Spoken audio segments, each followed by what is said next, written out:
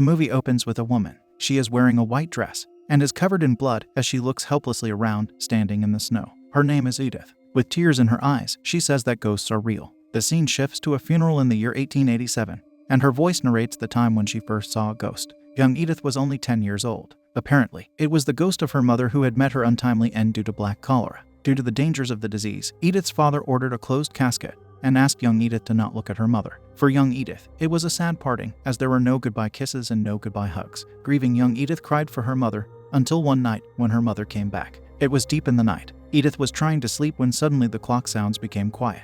Edith looked towards the door from her bed and saw a shadow-like figure walking towards her. It was her mother's creepy-looking ghost. The ghost grabbed little Edith and whispered that when time comes, she should be aware of Crimson Peak. Edith screams at the top of her lungs, and the creepy ghost vanishes in the darkness of the night. Little did she know, it was a warning that came from the desperate love of a mother, trying to protect her child in any way possible. 14 years later, little Edith is now a beautiful young woman. Edith Cushing is now an aspiring writer of the horror genre. Edith is the daughter of a very rich businessman and builder, Mr. Carter Cushing, hence her freedom and privileges. Edith is heading for her meeting about her new work when she meets her childhood friend, Dr. Alan McMichael. Alan is very kind to Edith, contrary to his family, who are very snotty and condescending. Upon meeting each other, Alan tells Edith that he is setting up his medical practice office in the same building upstairs. Edith tells him that she will be meeting Ogilvy, a reputed publisher, in an hour to see if her newest manuscript is to his liking. Alan invites Edith to wait in his office if she wants to. At that very moment, Alan's mother, along with other relatives, walks downstairs while gossiping about a baronet. According to Alan's mother,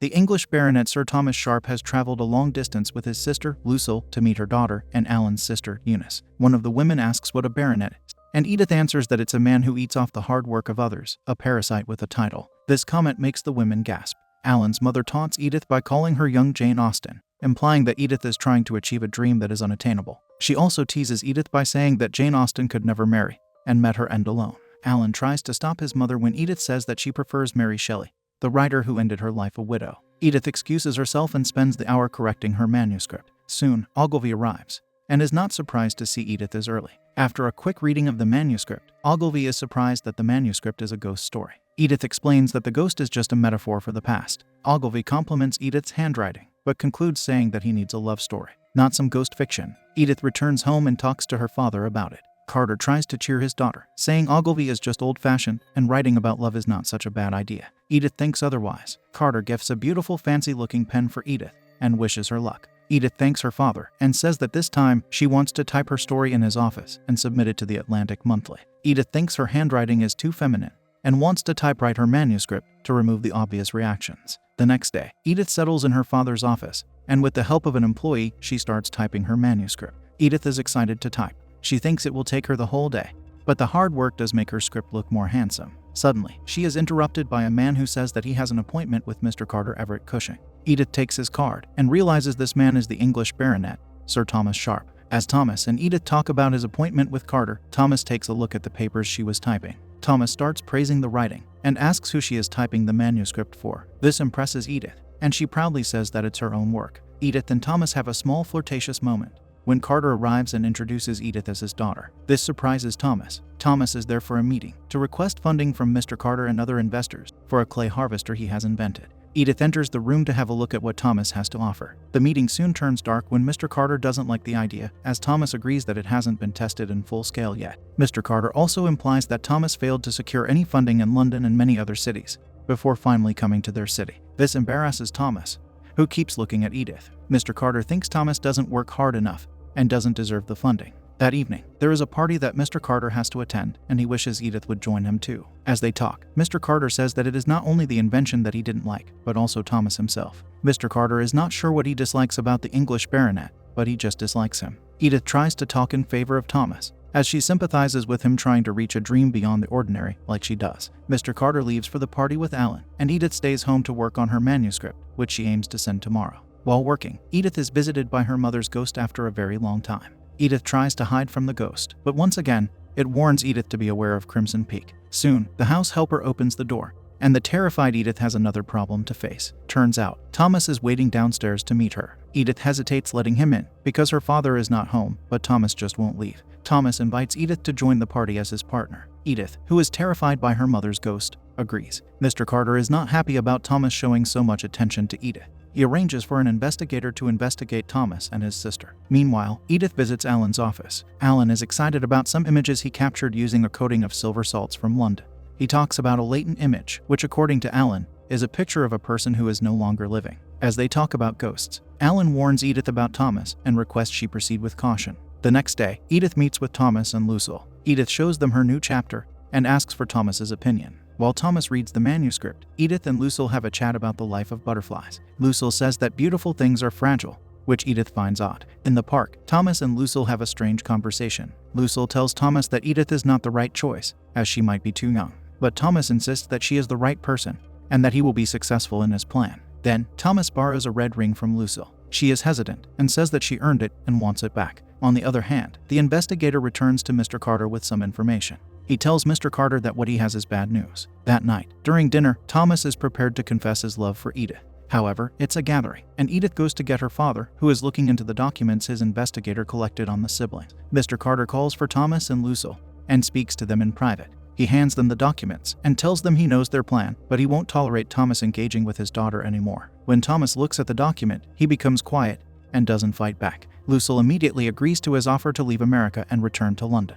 Mr. Carter also asks Thomas to break Edith's heart badly, so that she never thinks about him again. Thomas and Lucille return to the dinner table. Soon, they announce that they are going back to America, which upsets Edith. Thomas follows her to the staircase and goes on insulting her writing so that Edith feels hurt. Thomas tells her that her love story is very bad because she has never experienced love herself. Edith slaps Thomas in front of everyone and runs to her room. The next day, Mr. Carter is in his usual routine when a mysterious figure follows him. It grabs Mr. Carter's head and slams it on the bathroom sink. Mr. Carter ends up with a huge hole in his head and loses his life. Meanwhile, Edith wakes up and receives a letter from Thomas. In the letter, Thomas tells half the truth of what happened the previous night. He writes that Mr. Carter rejected Thomas's proposal because he thinks Thomas is not in a position to provide for his daughter. In the letter, Thomas also includes how Mr. Carter insisted that he breaks Edith's heart so that she would hate him. Feeling touched and sad, Edith immediately runs to the hotel where Thomas and Lucille are staying. At the reception, Edith asks for the room number and rushes to the room only to find the maids making the bed.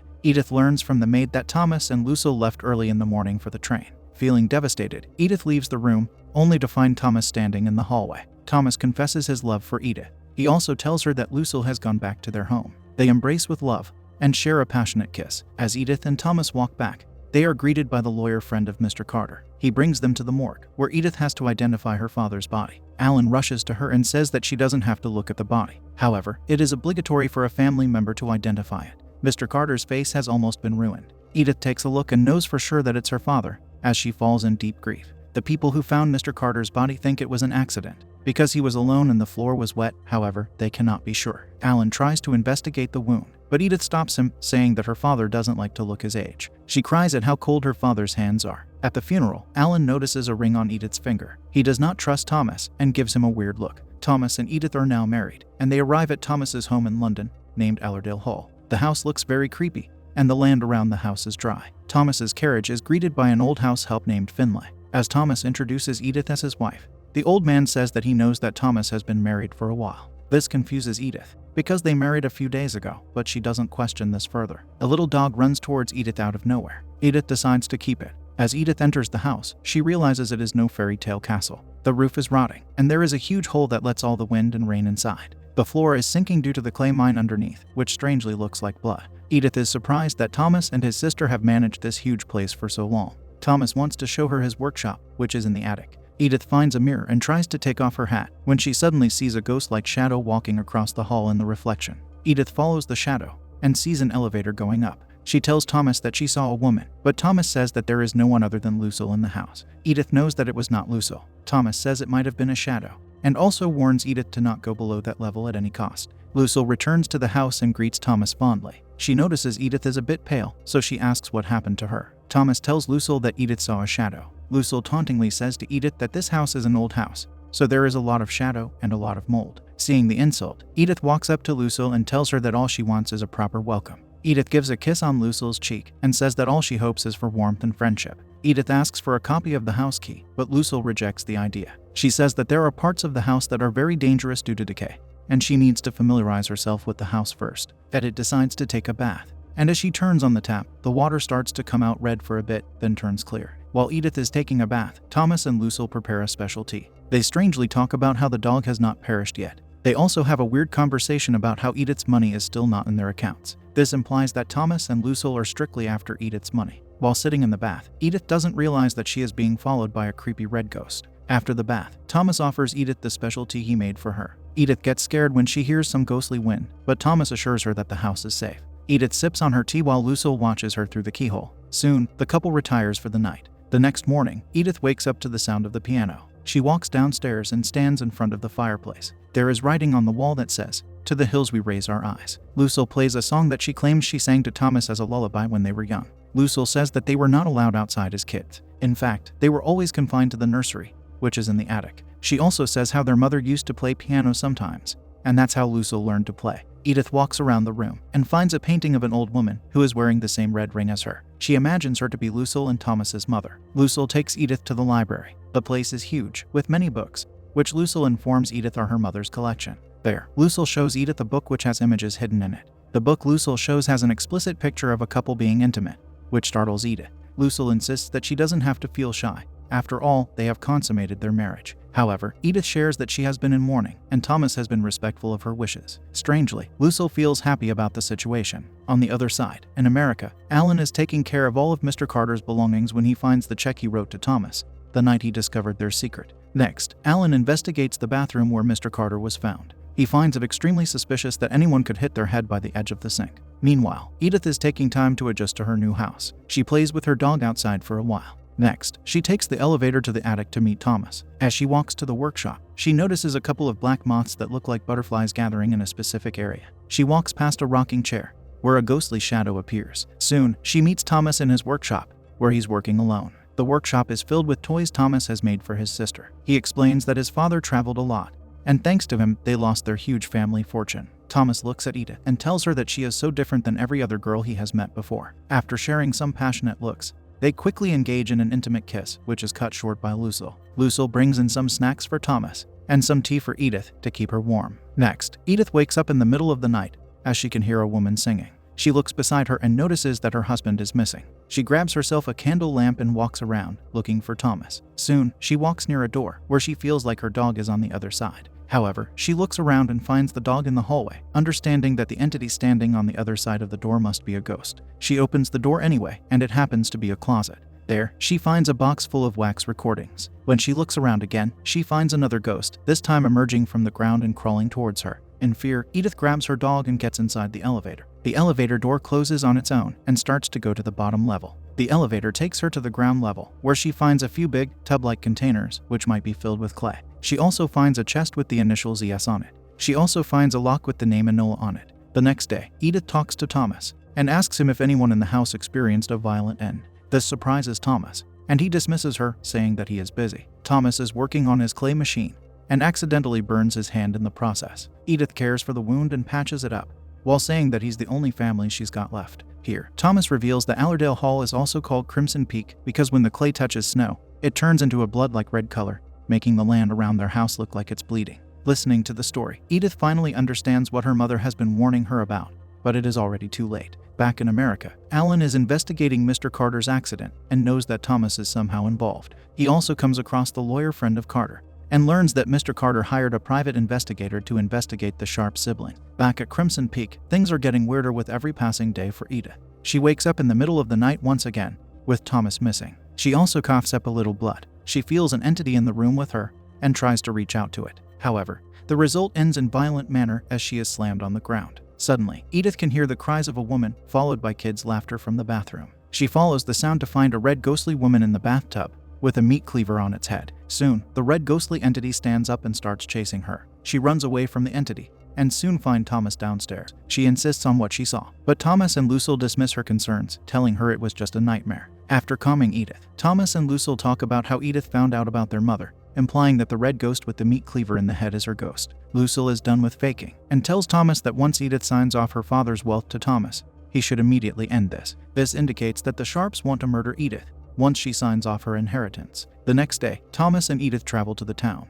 Thomas picks up some parts for his machine. Edith finds a letter that is addressed to Mrs. Sharp, but it happens to be from Italy. Edith finds it very confusing, as she doesn't know anyone from Italy, but she still receives the letter. Back in America, Alan meets with the investigator who shows him a newspaper with a very interesting headline. Turns out, Thomas's mother was brutally eliminated in Allerdale Hall years ago. He also shows a registry that shows Thomas is already married. Meanwhile, Thomas and Edith stay at an inn in the town because the weather turns harsh. While having a conversation, the two start making love and finally consummate their marriage. This shows that Thomas has started growing real feelings for Edith. The next morning, the two return home. But Lucille is upset that Thomas and Edith spent the night outside together. She ends up shouting at Edith, which makes Edith feel suspicious of Lucille and Thomas's relationship. It is clear that what Lucille feels for Thomas is more than sisterly love. As Lucille is distraught, Edith notices the name Enola on one of the keys. She quietly steals it and heads off to the library. There, she signs the paper for her inheritance. Edith remembers the other letter she received from Italy and decides to give it a read. Coincidentally,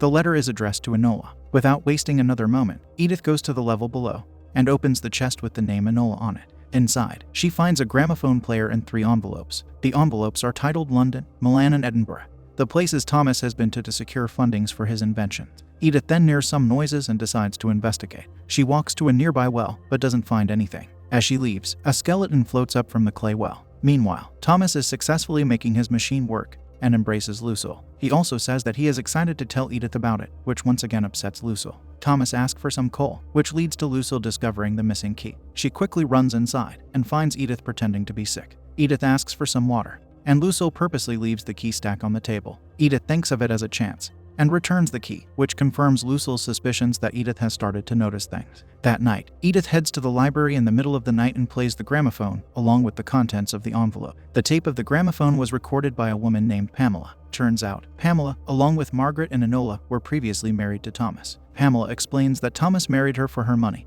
and slowly poisoned her with tea. Edith realizes that she is going through the same process of the unfortunate women before her. Edith soon discovers that one of the women had a child, who was also possibly eliminated. She finds pictures and learns that the dog belonged to one of the women as well. Edith understands that the ghosts she has been seeing were of these women, who haunted Edith to lead her to the truth. Edith tries to run away, but the weather is harsher than before. Edith passes out and wakes up in bed the next morning. Lucille brings Edith some tea and porridge. Strangely, Edith rejects the tea but eats the porridge. Lucille pushes Edith off a balcony after she confronts her husband and sister-in-law as they are engaging in an incestuous embrace. Alan is aware of the information Mr. Carter discovered regarding the Sharps, including Lucille's stay in a mental institution and Thomas's several marriages. He goes to Allerdale Hall and arrives just as Edith is being pushed, saving her from an ultimate end. After attending to Edith's wounds, Alan is ready to leave with her, but Lucille stabs him and orders Thomas to finish the job. Alan receives a non-fatal stab wound from Thomas, who then hides him in the cellar. Lucille coerces Edith into signing a transfer deed, giving the Sharps possession of her estate.